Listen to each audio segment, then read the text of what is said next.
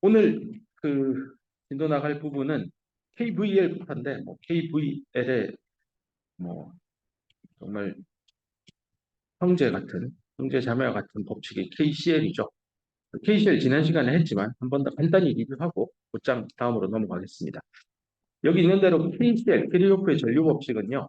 어떤 회로 안에 노드의 개념은 알죠? 부품과 부품 사이에 연결하는 곳입니다. 꼭 부품 두 개가 연결될 필요도 없습니다.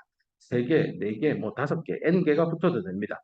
교차로입니다, 교차로. 도로의 교차로와 사거리, 오거리, 육거리와 같은 그런 곳이 노드고요. 이 노드에 흘러 들어오는 전류의 총합 또는 뭐 흘러나가는 전류의 총합 또는 들어오는 전류와 나가는 전류의 각각의 합은 동일하다. 뭐 이런 뜻입니다.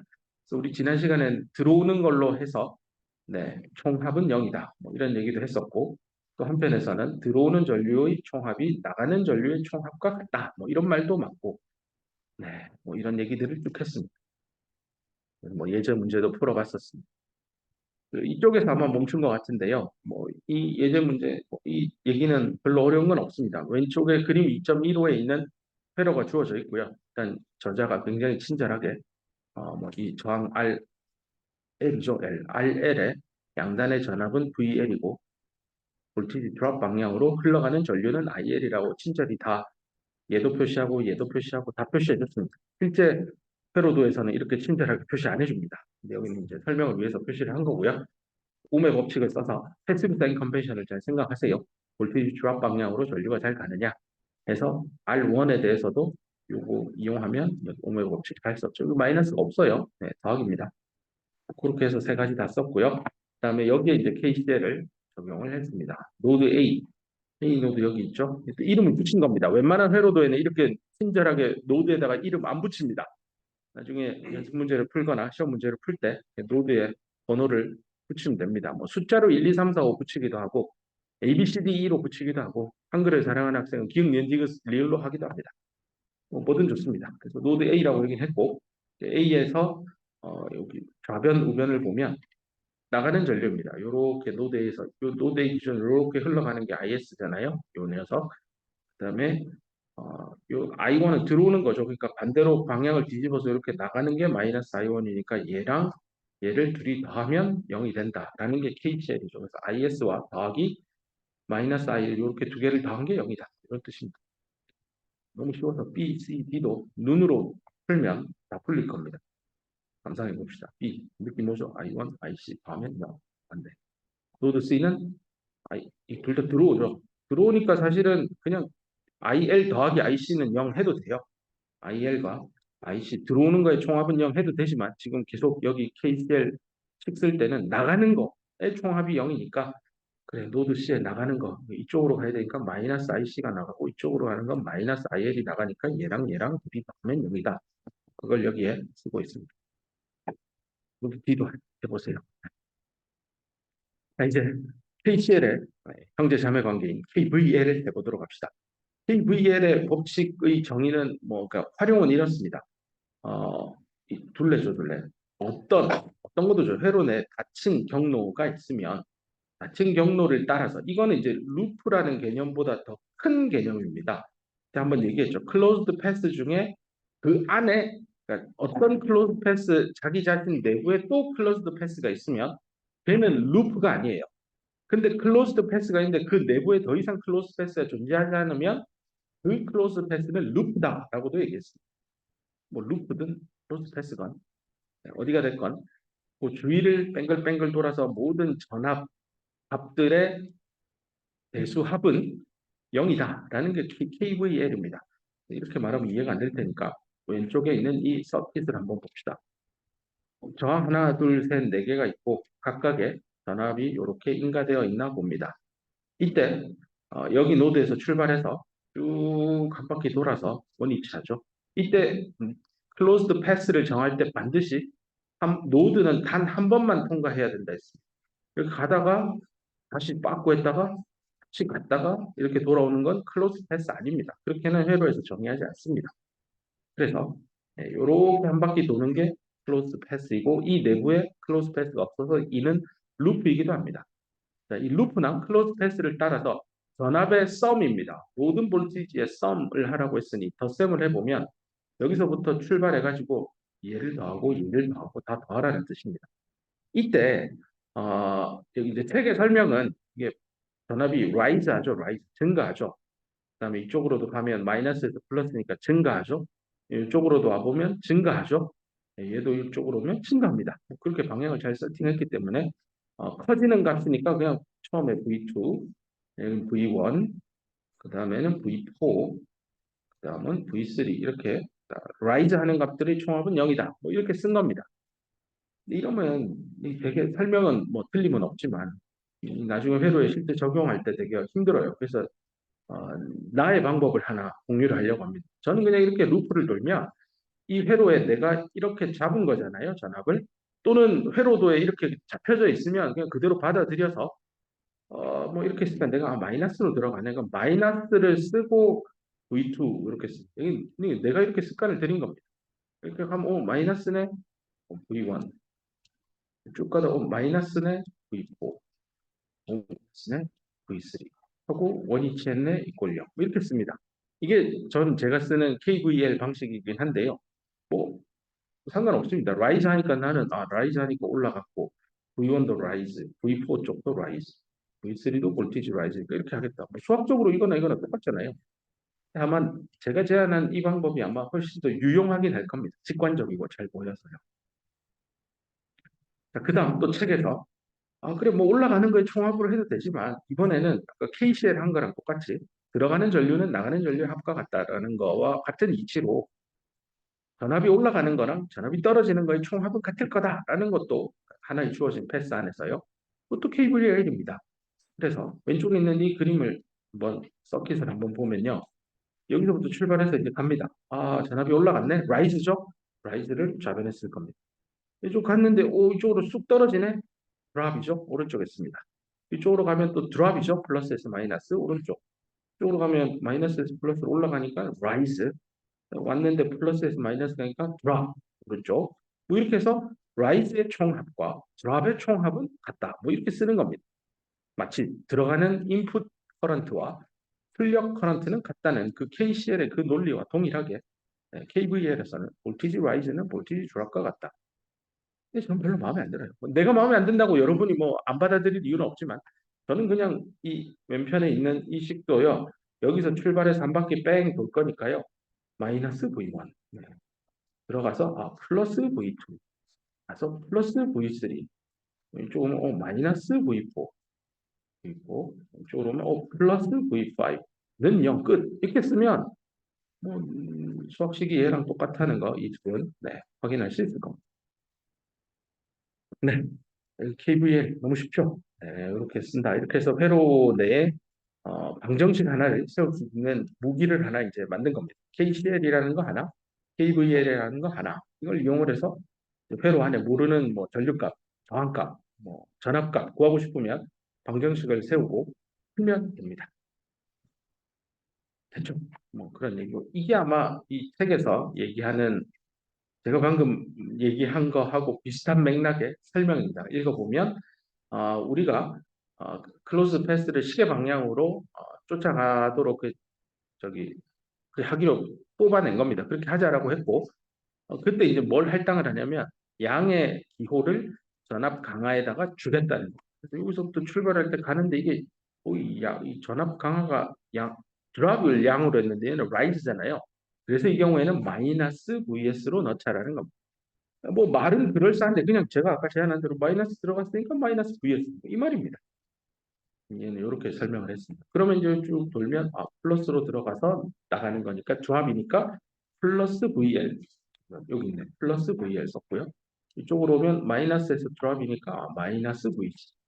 이쪽으로 오면 플러스에서 마이너스로 떨어지니까 드랍을 양수로 쓰기로 했으니까 플러스 V1 해서 원위치 노드 A로 돌아왔으니까 이꼴 0. 그래서 KVL식을 완성한 겁니다. 저자는 이렇게 설명하고 있는데 저는 그냥 내가 여기 두 눈 시퍼렇게 뜨고 가자 하고 달려갔는데 마이너스네 한번 보면 아무 생각 없이 마이너스 VS 가자. 꼭 플러스네 플러스 VL 이렇게 해서 식 써도 됩니다.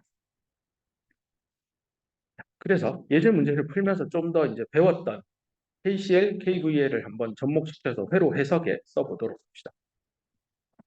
오른쪽에 뭔가 한 번에 해석하기는 곤란해 보이는 좀 그럴싸한 회로가 있는 걸 확인할 수 있을 겁니다. 저자가 굉장히 친절하게 전류의 방향들을 이렇게 다 써줬습니다. 나중에는 이런 거 안 써줄 겁니다. 실제 회로도에도 저런 거 잘 안 써주는 편입니다. 여러분이 스스로 I1, I2 뭐 이렇게 지정을 하면 됩니다. 보통은 이게 1, 2, 3, 4, 5 첨자를 붙이면 뭐 헷갈리는 면도 있어서 이건 나의 습관입니다. 나는 그냥 이렇게 I4옴 이렇게 써. 여기면 I3옴 이렇게 표현하면은 덜 헷갈리긴 합니다. 뭐 이것도 그냥 뭐 여기는 1옴이니까 1 쓴 거 아닙니까? 2니까 이거 뭐 그것도 틀린 말은 아닙니다. 어쨌건 쓰고 싶은 대로 변수는 정해서 쓰면 됩니다. 문제 한번 읽어봅시다. 더하래요. 모든 전류들 어디에서 각각의 노드에서 회로 안에 있는 그 각각 노드 그림 2.16에 있대요. 회로가 이겁니다. 이거 그림 2.16. 그리고 연결은 안 돼 있대요. No connection. 연결하는 거를 회로에서는 이 까맣게 점으로 표현합니다. 이게 명시적으로 요 도선과 요 도선과 요 도선과 요 도선은 만난다. 근데 이쪽 가운데 여기를 보세요. 점선으로 칠한데 여기는 검정색 점이 없죠. 오토가 아니라 서로 안 만난다는 겁니다. 그래서 이게 조금 친절한 회로도는 이렇게 직선으로 교차를 안 시키고 이렇게 직선으로 교차 안 시키고요. 얘를 이렇게 돌려서 뭐 이렇게 그려주는 아주 친절한 회로도도 있습니다. 뭐 눈으로 확실히 보이잖아요. 근데 이렇게 표시 안 하더라도요. 이렇게만 해줘도 이거 안 만나는 거네. 근데 얘랑 비교되는 건 얘예요. 이렇게 돼 있으면 이거 만나는 거예요. 그래서 얘랑 얘는 달라요. 근데 얘랑 얘는 같은 거예요. 헷갈리지 마세요. 그래서 커넥션 닷, 시커먼 점, 이거 되게 중요합니다. 점 하나 있고 없고에 따라 회로의 체결이 완전히 달라진다. 지금 그림 예제 2.6을 풀고 있지만 나중에 예를 들어 시험 문제에 제가 여기 점만 하나 찍고 쉬워 하면 이거 수업 시간에 다룬 거네. 네 그거 알지. 그대로 솔루션 쓰다가 땡 틀리는 거. 점 하나가 있냐 없냐에 따라 회로가 달라진다는 거. 뭐 그거 있잖아요. 노래 가사지만 아직 님에다가 점 하나 찍으면 남이 된다는 그런 노래 가사도 있습니다. 우리 님이지만 점 하나 찍으면 남입니다. 뭐 이런 거. 점이 그만큼 중요하다는 걸 예를 들어 준 겁니다. 자, 풀어봅시다. 솔루션 읽어보면 이런 회로에서 전류나 여기 저항 I, 1, 2, 3, 4, 5, I, A, B, C 이런 거 어떻게 구할까? 모르는 게 너무 많죠. 다 변수잖아요. 모르니까. 미지수예요. 이런 것들을 어떻게 다 풀까? 그럼 미지수만큼 방정식 세워서 풀면 네, 다 풀 수 있습니다. 그래서 일단은 각 노드에다가 전류의 총합을 구하라고 질문을 물었으니까요. 각 노드별로 노드를 찾아야 되겠죠. 친절하게 점을 다 박아서 요게 각 노드라는 것도 A, B, C, D라고 친절하게 다 써뒀습니다. 나중에 안 써주면 노드를 찾아서 이 노드의 전류는 얼마다 이렇게 쓰면 되겠죠. 그래서 노드 A 여기 KCL 쓰면 돼요. 나가는 전류를 플러스라 잡으면 I1이 이렇게 나가잖아요. I4 나가고 그다음 I5하고 I2는 들어오니까 마이너스 9 이렇게 붙여서 덧셈을 해서 0 쓰면 됩니다. BCD도 말 안 해도 이제 눈으로 될 겁니다. 마이너스 I1 플러스 I2 이쪽은 얼마 이게 IA니까 마이너스 IA 나가니까 플러스 I3 쪽 나가야 되는데 들어오니까 마이너스 IB는 0 이거죠. 연습을 해보세요. C도 뭐 마이너스 I3 마이너스 IC 플러스 IB 그다음에 이건 이쪽으로 오니까 마이너스 I4는 0 이거 쓰면 되고요. 네,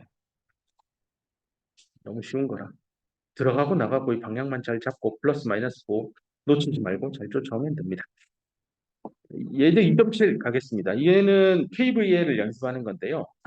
오른쪽에 있는 그림을 보세요. 이것도 너무 친절하게 하늘 색깔로 클로즈 룹도 다 써주고요. A, B, C, D 패스를 다 만들어줬죠. 그리고 각 이 부품마다 전압 얼마고 뭐 이런 것도 다 써줬습니다. 표기가 없더라도 스스로 미지수를 지정하고 각 패스별로 KVL을 적용하면 됩니다. 지금은 주어진 대로 한번 따라가 볼게요. 패스 A를 따라서 한번 KVL을 써보면 보통은 이제 다들 오른손 노트를 많이 하니까요. 그러니까 왼쪽 아래에서부터 출발하는 게 일반적입니다. 이렇게 해서 이렇게 시계 방향으로 한 바퀴 돌아오는 게 뭐 일반적인 컨벤션입니다. 컨벤션의 의미 알죠? 그 소사이어티에 있는 사람들이 널리 존중하고 그렇다라고 인정하는 규칙을 컨벤션이라고 하잖아요. 그래서 여기서 또 출발해 볼게요. 그러면 아까 말한 대로 저는 제 방식대로 마이너스 V1 쓰고 또 가면 플러스 V2 가면 여기는 플러스 V4 쭉 가면 마이너스는 마이너스 VB 쭉 가서 마이너스 V3 돌아왔네 이꼴 0 이렇게 쓴 겁니다. SA에 대해서 KVA를 써서 식을 완성했습니다. 근데 보세요. 여기서부터 출발하면 마이너스 VA 돌아와서 플러스 V3 돌아와서 플러스 V5 원위치 했으니까 0. PSCD도 눈으로 지금 쭉 한번 보세요.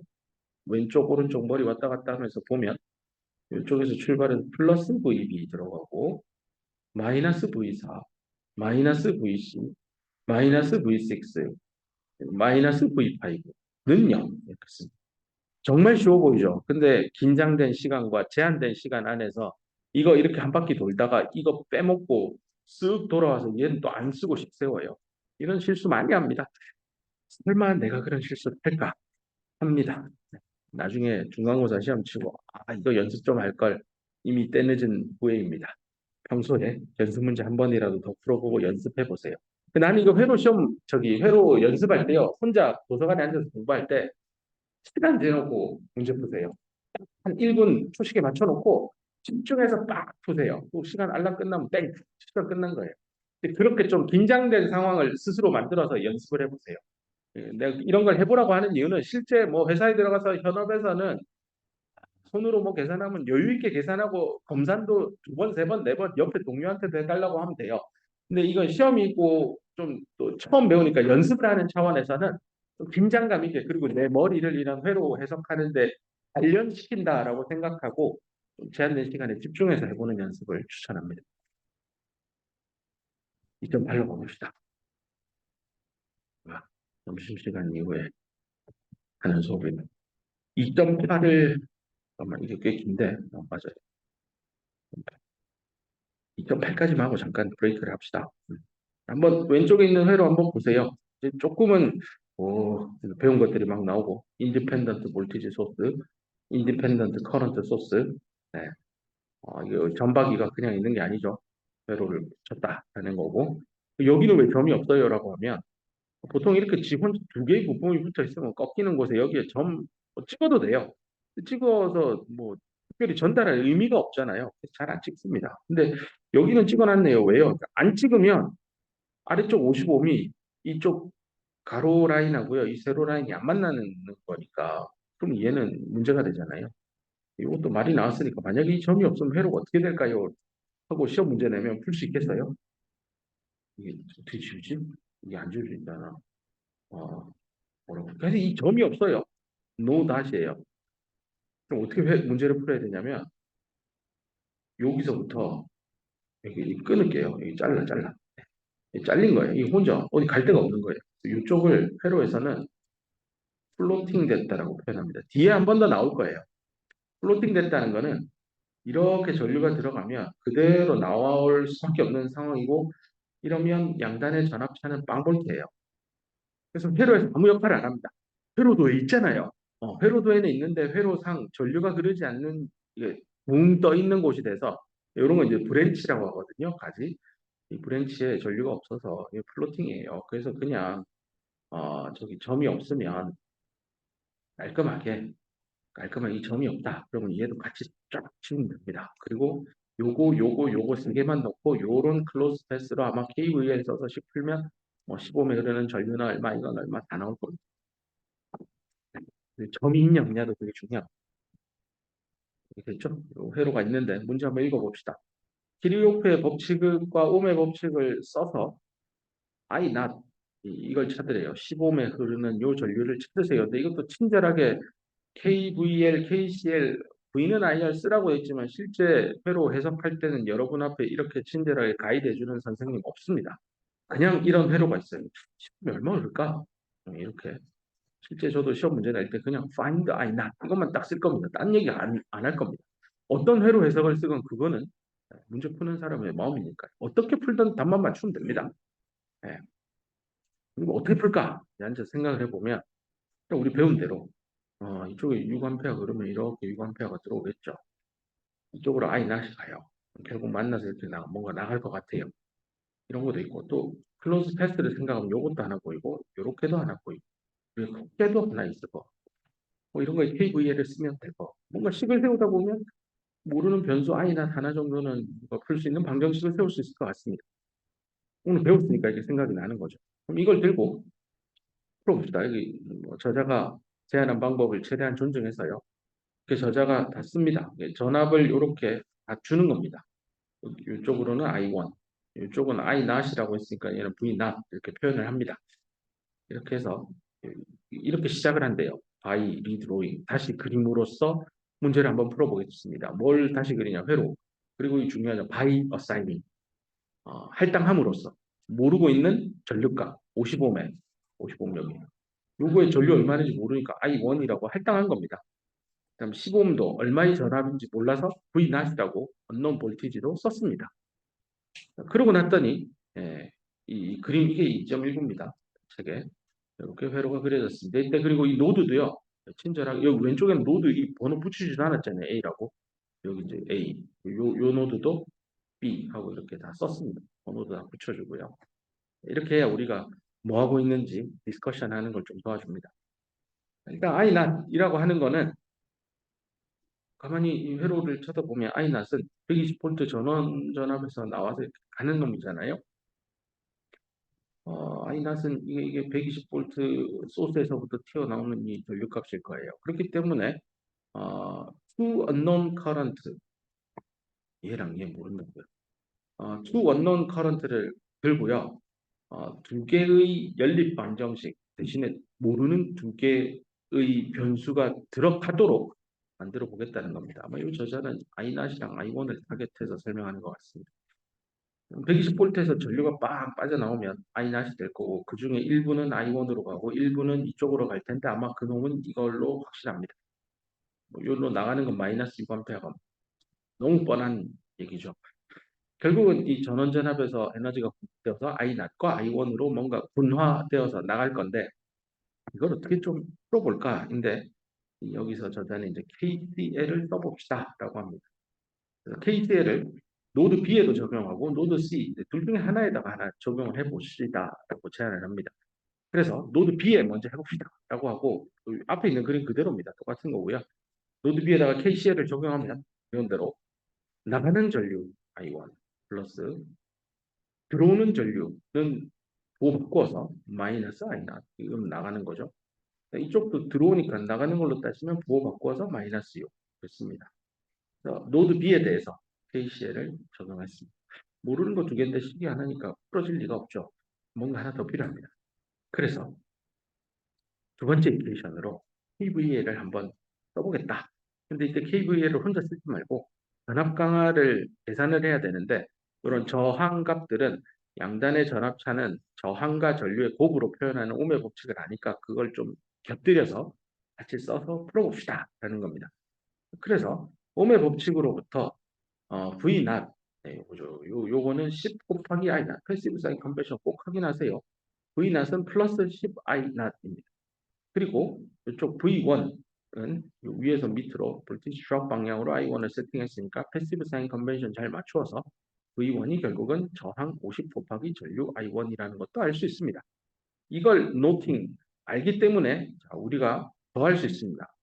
클로즈 패스를 따라 만들어지는 모든 전압값들을 샥 더하겠습니다. 이 패스를 C에서 출발해서 A로 갔다가 B로 갔다가 C로 돌아온다는 뜻입니다. 그래서 C, A, B, C니까 여기서 출발해서 이렇게 한 바퀴 돌겠다는 여기 표시해놨네. 그렇게 한 바퀴 도는 거 저희 스타일대로 가봅시다. 여기서 출발해서 마이너스 120 썼죠? 맞네. 플러스 V 낫인데 아까 그 오메 법칙 써서 10 I 낫. 쭉 돌아와서 플러스니까 플러스 V1을 써야 되는 자리에 50 곱하기 I1을 여기 이꼴이야. 자, 이렇게 식 두 개를 KCL, KVL, 이걸 KCL로 구했고 얘는 KVL로 구했습니다. 모르는 거 하나, 둘. 그죠? 하나, 둘, 씩, 두 개. 2번, 2차 1, 2 방정식 풀면 답 나옵니다. 푸는 것도 손으로 풀어도 되는데요. 그 공학용 계산기에 이 없으면 하나 꼭 구매해 주길 바랍니다. 많이 안 비쌉니다. 솔브 버튼이라고 있어요. 요 기능 처음 쓰기가 불편해서 그렇지 한번 쓰면 재미 들리면 이제 연립 방정식 뭘 그 손으로 풀어 계산기 넣고 버튼 누르면 나오는데 그래서 써보세요. 이 변수를 뭐 이걸 x라 두고 이거 y라 도 가지고요. 방정식 두 개를 입력을 해요. 공학용 계산기에. 이 입력하는 게 훨씬 빨라요. 푸는 것보다.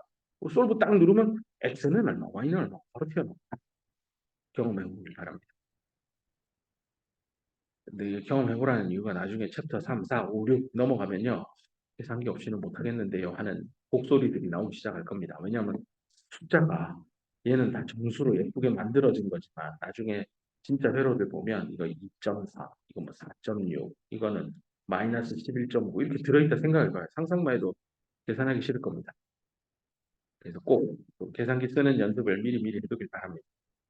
이제 B번 갑시다. 조금만 하고 잠깐 브레이크 타임 가실게요. 55매 여기에서 소모되고 있는 파워를 계산하라. 이게 문제가 저게 아닌데. 어, 이거다. 어, 생산된 전체 파워 양은 소모되고 있는 파워 양과 같다라는 걸 증명해서 I 낫이 얼마인지 찾아내라는 겁니다. 뭐 이 I 낫이 얼마인지 모르지만 I 낫을 찾는 여러 가지 방법 중에 A번 문제 풀듯이 해서 I 낫을 찾을 수도 있겠지만 B번 문제는 파워의 관점에서 어차피 이런 회로가 하나 있으면 이런 120V든 얘든 누가 에너지를 만드는지 모르지만 뭐 둘 다 만들 수도 있고 둘 중에 한 놈은 충전 내지는 방전되고 있을 수도 있는데요. 그건 아직 몰라요. 회로 해석을 안 해봐서. 그 절대 바이어스 걸리지 마세요. 이런 6A는 무조건 전력을 만들어내는 놈 아닙니까? 아니에요. 아니에요. 모릅니다. 아직 회로 해석을 안 해봐서. 얘도 아직 몰라요. 이게 충전되고 있을 수도 있어요. 방전되고 있을 수도 있고. 어, B번 문제는 이 모르는 전류 성분 I낫을 구하기 위해서 이 회로 내 에너지 보존의 법칙을 써보자는 아이디어입니다. 그래서 일단 55매 여기에 있는 파워를 계산합시다. 파워는 I 제곱 R 요거 식을 써서요. 아까 I1 구한 거 있잖아요. 얘를 좀 활용을 여기 예제에서는 합니다. 실제로는 뭐 이렇게 구하고 나면 답을 이미 찾았지만 여기는 에너지 보존 법칙이 맞는지 좀 보여주려고 일단 앞에서 낸 결과를 좀 활용을 할 겁니다. 이렇게 해서 450W 플러스죠. 소모합니다. 저항은요. 나중에 문제 풀다가 파워 계산했는데 음이 나왔다? 100% 자기 잘못입니다.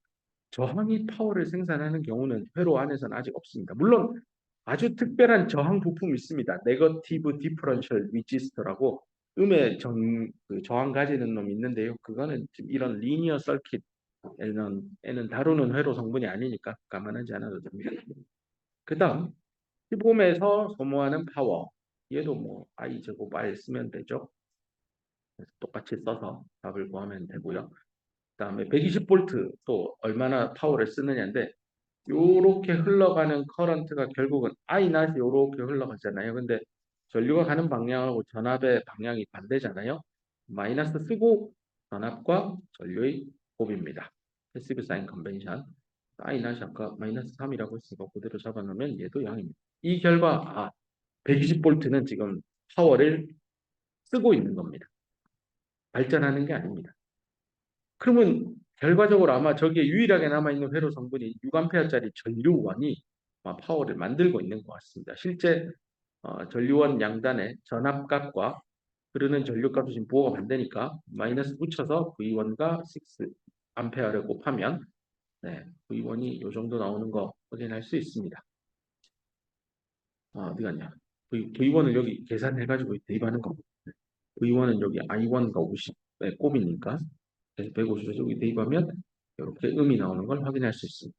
그래서 이제 여기 1번, 2번, 3번을 더해보면 450, 90, 360 더하면 딱 플러스 900 나와서 얘랑 똔똔이 됩니다. 900 빼기 900은 빵 해서 얘는 파워가 딜리버드 되는 만큼 파워가 어딘가에 업솔브 되고 있다. 이렇게 생각하면 되겠습니다. 여러 가지 방식으로 회로에 모르는 성분 I 낫을 구하는 걸 저자가 좀 보여줬다라고 생각하면 되겠습니다. 잠깐 머리를 식히고 또 계속해서 강의를 하도록 하겠습니다. 네. 자, 계속해서 예제 문제 이어나가겠습니다. 예제 2.9번인데요. 이게 아마 이제 실습 시간에 가서 여러분이 맞닥뜨리게 될 상황 중에 하나가 될 것 같습니다. 단자의 터미널, 한국말로 단자의 전압 전류값을 찍어낼 겁니다. 그런 다음에 야, 내가 궁금해하는 이 장치 내에 무슨 회로 부품이 들어 있을까요? 뭐 지금 배운 거라고는 저항밖에 없으니까 아마 이 정답을 미리 뒤에 컨닝을 하러 가면 네, 뭐 저항 하나에 전압원 하나 끼워져 있는 그런 장치가 숨어 있었다라는 겁니다.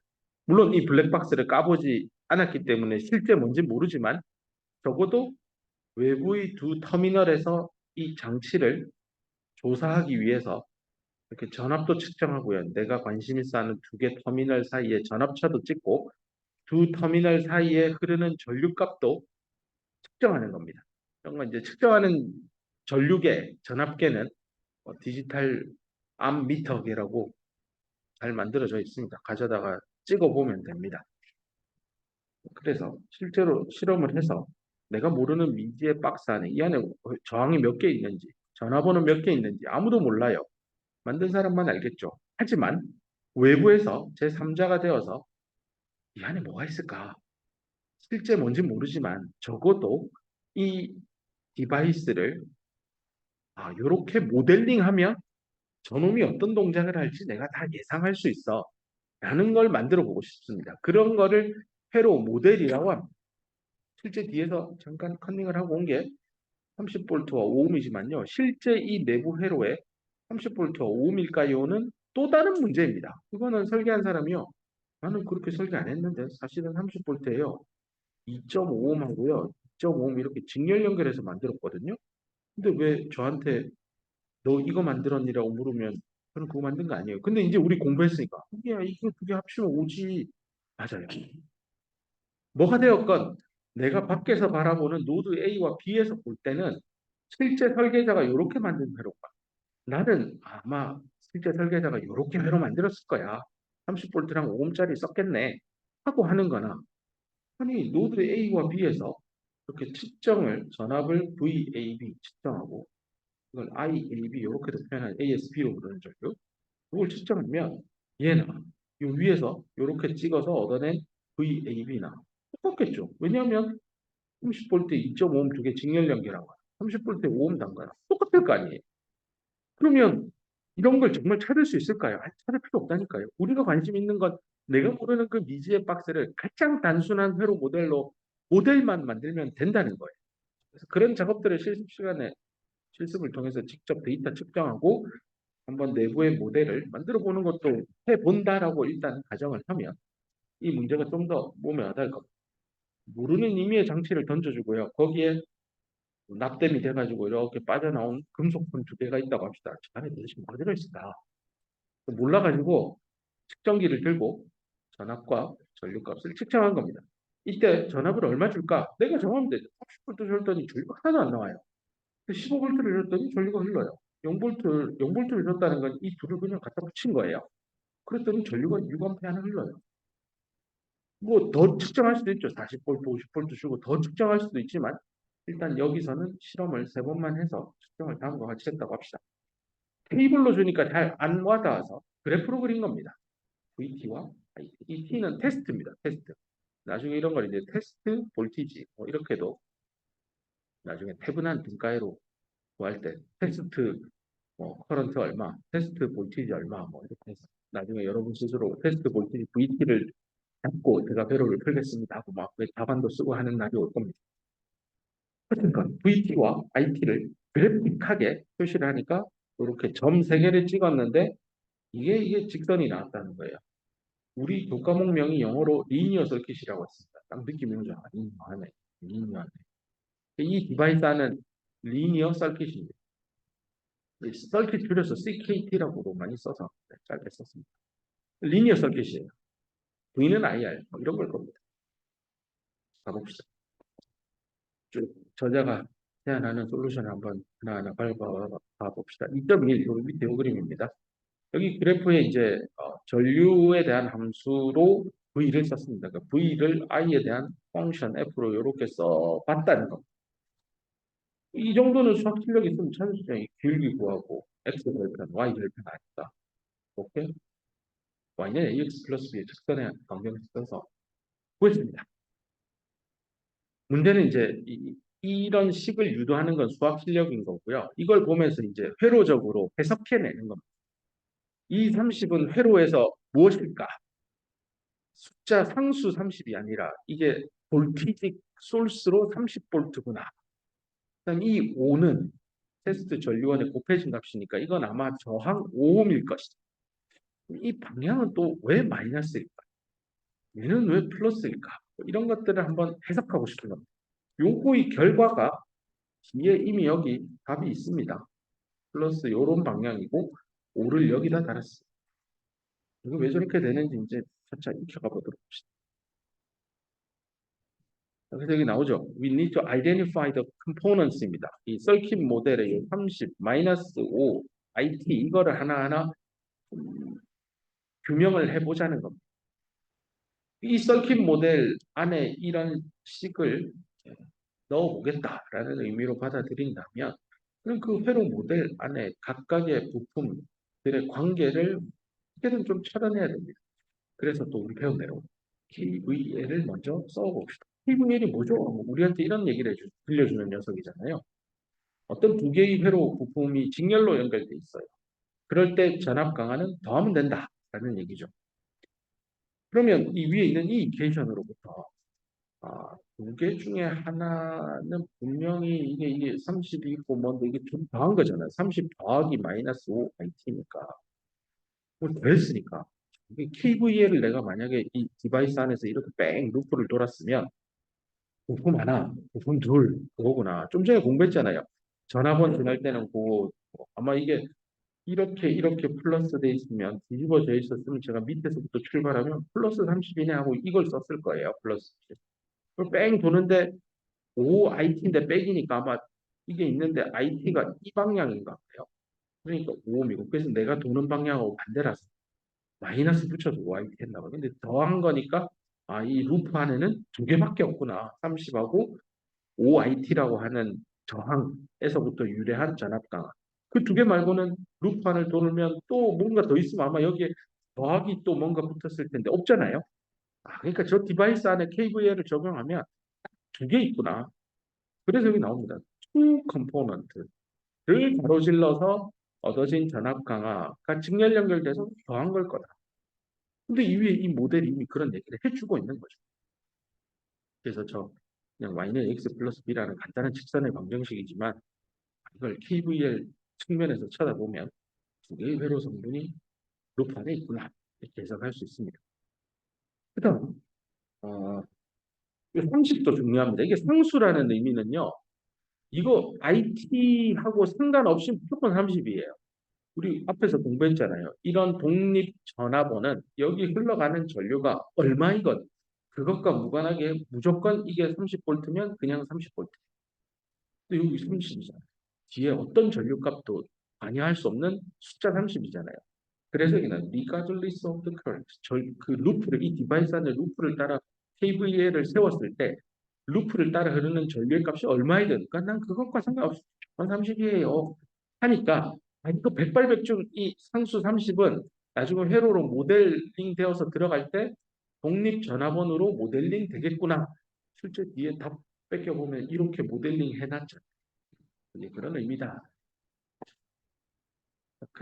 지금 나오죠. 그래서 이 30볼트라고 하는 놈은 어떻게 모델링 할 수 있다고요? 이상적인 독립전압원으로 모델링 합시다. 라는 얘기고. 나머지 컴포넌트, 그 마이너스 5IT라고 하는 이 컴포넌트 요소는 positive voltage drop in the direction of the current IT죠. 이게 마이너스 일단 뺄게요. 플러스에다가 5IT라고 하면 요 말이 맞습니다. 근데 전압 강화라고 하는 것이 전류에 비례 하죠. V 플러스 마이너스 V 잡고 이쪽으로 전류 흐르는데 그게 V하고 I의 값이 서로 비례한다. 이게 오음의 법칙이잖아요. 그래서 오음의 법칙은 V와 I의 이 비례하네. 내가 전압가가 많아지면 또는 전류가 많이 흐르면 이 OIT도 IT가 높아지면 OIT도 당연히 높아지겠죠. 5 곱하기 IT라고 하는 놈은 결국은 전압 강화라고 상상하면 이거 오메 법칙에 따라서 KVL 수식을 썼는데 이런 게 나왔다는 건 이게 결국은 플러스 마이너스 전압일 텐데 썸띵 곱하기 전류인데 전압이 나왔다고? 그럼 그 썸띵은 뭔데 하면 오메 법칙을 떠올리면 저항밖에 없죠. 그래서 이거 백발백중 5라는 숫자는 여기 위에 있는 이 5라는 숫자는 내가 측정한 거에서부터 얻어진 식일 뿐이에요. 여기 있는 이 5라는 놈은 저항이다. 그래서 이 디바이스 안에 5옴짜리 들어있다라고 모델링 하는 겁니다. 근데 실제로는 2.5옴, 2.5옴은 직렬 연결일 수도 있으나 내가 볼 때는 5옴이에요. 5옴으로 5옴짜리를 가지고 있는 이상적인 저항으로 모델링을 할 수 있다. 이게. 그러고 나면 여기 있는 이 식을 잘 설명해야 되겠죠. 이쪽이 VT고 플러스 마이너스고 이렇게 가는 게 IT예요. 그리고 요 식이 이쪽으로 들어와서 요게 30 빼기 5의 IT가 나오도록 만들어야 돼요. 그렇게 되도록 요 네모 박스에 어떻게 전압원과 저항 오음을 배치하면 될까를 이제 지금부터 고민합니다. 요런 회로에서 요 내부를 어떻게 하면 VT는 30 빼기 5 IT가 나오도록 이 내부에 30V짜리와 5ohm짜리를 배치하면 될까인데요. 이렇게 지금 그림에 주어진 대로 배치하고 쪽으로 나가는 게 IT잖아요. 계산을 해보면 이쪽 노드에 전압, 요걸 접지라고 기준 전압으로 잡으면요. 이쪽이 30V가 되겠죠. 거기에 I하고 5를 곱하면 플러스 마이너스의 전압이 떨어지겠죠. 그럼 얘가 나올 거 아니에요. 30에서 5IT만큼 전압이 내려가면 VT가 나올 겁니다. 이거 원래 쳤던 식이 나오잖아요. 근데 이렇게 해서 블랙박스 내부에 회로를 30V와 5ohm으로 모델링 할 수 있다는 겁니다. 이 말은 모델링 한다는 건 결코 이 디바이스 안을 직접 까서 보지 않는 한은 반드시 이 내부가 30V 하나, 5ohm 하나라고 클레임하면 안 됩니다. 하지만 이 내부는 뭔진 모르지만 같은 값어치로서 등가의 회로로서 이퀴블런트 서킷으로서 30V와 5ohm으로 구성할 수 있다는 건 무조건 맞는 얘기입니다. 의미 차이를 잘 이해하길 바랍니다. 그 다음 B번 문제로 넘어가 봅시다. B번 문제가 어디 갔냐? A고. B 저기 있다. 여기 있습니다. 여기 위에 문제 써놨습니다. 그럼 네가 방금 만든 그 모델을 이용해서 요거 모델을 이용해서 파워를 한번 예측해 보래요. 이 디바이스가 전달할 파워가 어디에다가요? 15옴. 그럼 이제 여기 노드 A와 B 사이에 15옴을 달아가지고요. 여기 있는 디바이스, 요 덩어리 얘를 이쪽으로 이제 모델링을 했으니까요. 이놈이 여기다가 파워를 얼마나 주고 있을까? 계산해 볼래? 라는 게 B번 문제입니다. 여기 15옴짜리 저항을 갖다 붙입니다. 디바이스에다가. 그 그림이 여기 밑에 있는 이 그림이고요. 키르요프의 전류 법칙을 써서 15옴에 흐르는 전류값을 생각을 해보면 노드 A 기준으로 들어온 만큼 나갈 테니까 뭐 이 전류가 이 15옴에도 흐르겠죠. 그 얘기를 하고 있습니다. 쌤이라고. 그 다음에 KVL과 옴의 법칙을 같이 엮어가지고요. 회로의 이 루프를 따르고 요렇게 한 바퀴 돌자는 겁니다. 이렇게 한 바퀴 돌아서 KVL 식을 한번 써봅시다. 일단 써볼게요. 연습한 대로. 자, 여기서 출발해서 가자. 마이너스 30 쓰고 전류 I니까 이쪽으로는 5I. 그리고 그 전류 I가 계속 흘러서 10I. 돌아왔네요. 0. 그래서 뭐 이거는 1차 방정식이니까 풀면 I는 2A 나옵니다. I가 2A 나왔으니까 일단 답부터 구합시다. 이쪽으로 2A가 흐르잖아요. 파워는 P 15짜리 파워는 얼마예요? I 제곱 R이잖아요. 4 더하기 10, 40W. 네, 양수. 저항이니까 네. 파워 소모하고 있는 같은 답 찾을 수 있습니다.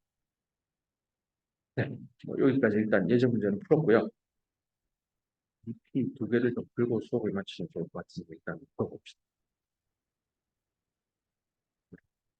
빠른 속도로 보봅시다. 이런 회로가 있습니다. 아래쪽에 3옴, 2옴, 7옴 나직렬로 연결되어 있고요. I5, V12, 5, 그다음에 24V가 얼마의 파워를 지금 이 회로에 전달하고 있는지 지켜보세요. 뭐 이런 문제입니다.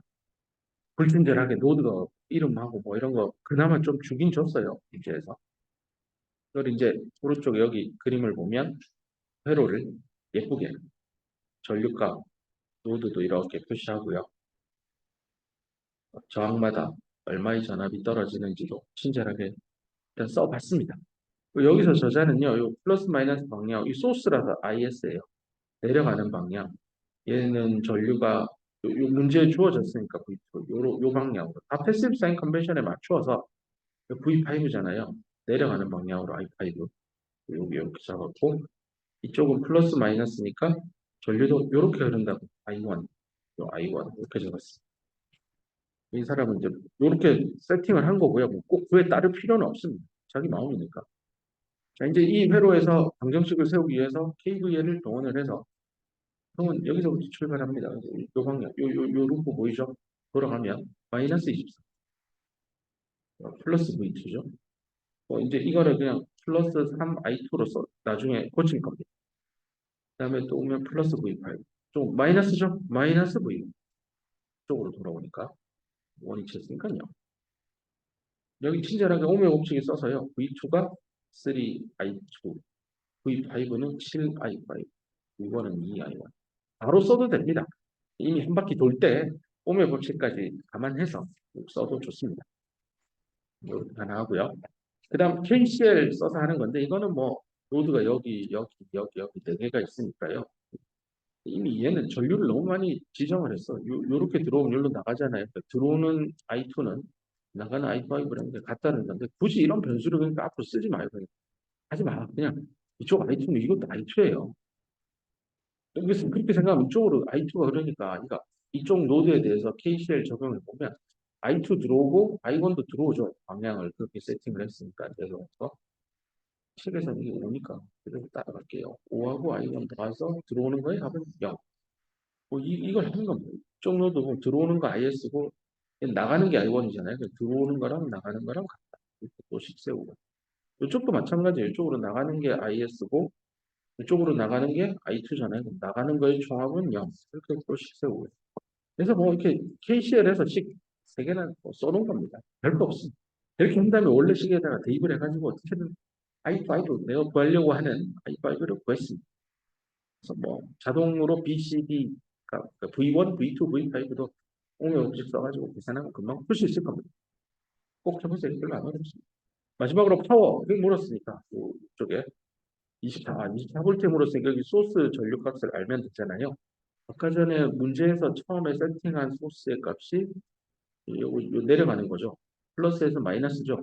그러니까 24V가 쓰는 파워는 패시브 사인 컨벤션 따라 플러스 전압 강한 전류값. 아까 IS가 이런 문제에서 어디 갔나? 그런 거 있을 텐데. IS 글쎄 이거 그대로 대입하는 겁니다. 실제 전류는 이렇게 흘러갈 겁니다. 이 양자. 전압은 마이너스에서 플러스 방향 잡히고요. 그래서 전류와 볼티지 라이즈 방향이기 때문에 둘을 곱하면 24V 마이너스 쓰고 전압값 전류값 하면 마이너스 48W 48W 생산하고 있습니다. 그렇죠? 하나만 더 빨리 맞추십시오. 또 이것도 연습해 봅시다. 이런 회로가 있다고 합니다. 200V 주고 24옴, 8옴 얘는 모릅니다. 문제가 R의 값을 찾으래요. 이런 회로가 있는데 R이 얼마일까요? 그걸 물어보는 겁니다. 오른쪽에 회로를 풀기 위해서 KVL 먼저 1번 보세요. 이 순서대로 쓴 건데요. 1번 루프를 따라 돌아가 봅시다. 이쪽 루프를 도는 거니까 여기 출발해서 가보면 여기 양단에 24옴의 양단의 전압이 120V가 주어졌으니 마이너스 120 쓰고 뺑 돌아오면 이건데 모르잖아요. 여기 썼잖아요. V3이라고 이렇게 하기로 했으니까 변수 주고 원위치 했으니까 0. V3 120이네요.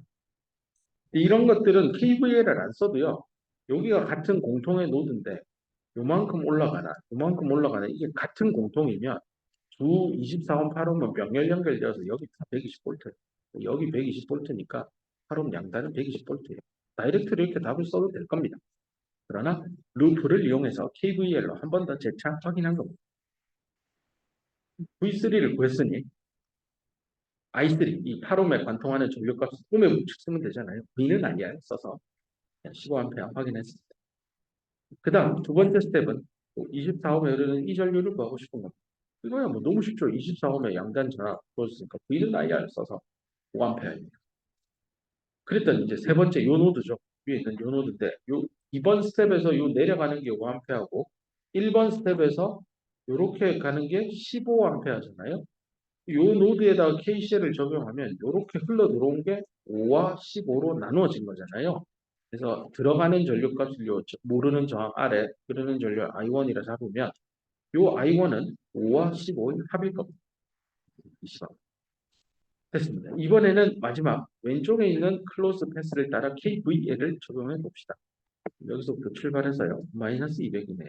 그리고 돌아야 되는데 이건 모르잖아요. 전압 강압. 그래서 여기 플러스 1V로 세팅했습니다. 그 다음에 이쪽으로 도는데 플러스로 120이니까 플러스 쓰고요. 원위치했으니까 0. 이렇게 하면 V1은 80입니다. V1이 뭐였죠? 구하고자 하는 저항 아래 양단의 전압값입니다. 이제 다 했네요.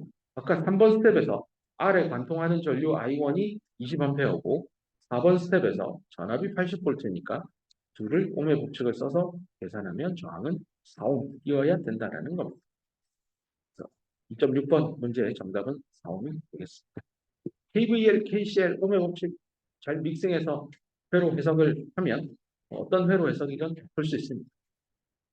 사실은 이제 학부 시절에 제가 대학을 다닐 때는 여기서 멈추지 않고요.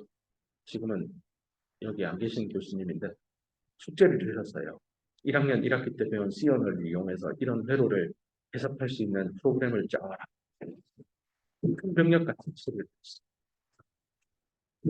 어떻게 하냐 해가지고 친구들하고 두세 명이서 모여서 클래스 프로젝트나 한 기말고사 때 평가한다 해가지고 평가는 이제 조교가 들어와서 갑자기 자 이런 회로 줄게 하면 그 자리에 앉아서 입력값을 입력해요. 엔터 빡 쳐서 자 교수님 어느 거요? 이거 거기 저항값 전류 얼마 전압 얼마고 내 컴퓨터에서 답이 튀어나오게 그렇게 해서 3번 시험 문제 내서 다 통과하면 A 2개 맞추면 B 뭐 이렇게 해서 평가받았던 기억이 나. 다행히 그 3번 다 통과했는데요. 뭐 그런 것도 심심하면 프로그램 뭐 짜가지고 내가 공부한 거에 어디다 접목할까 이런 거에 한번 써보세요. 도움이 될 겁니다. 숙제로는 내지 않을 건데 관심 있으면 해보고요. 사실 이렇게 만드는 게 나중에 전자회로 또는 회로 설계 엔지니어로 성장한 학생들이 맨날 옆에 껴안고 살게 될 스파이스라고 하는 프로그램의 베이비 토이 모델 수준입니다. 이런 것도 어떻게 만들까 한번 고민해 보세요. 프로그램 관점에서 저런 회로는 노드의 개수, 브랜치의 개수, 전압과 전류의 변수를 지정해서 매트릭스 형태로 놓고 행렬 형태로 놓고 모르는 변수를 어떻게 찾을까? 그래서 프로그램을 짜는 것도 되게 재미난 이슈가 될 겁니다. 기회가 되면 해보세요. 이걸로 오늘 강의는 마치겠습니다. 수고했습니다.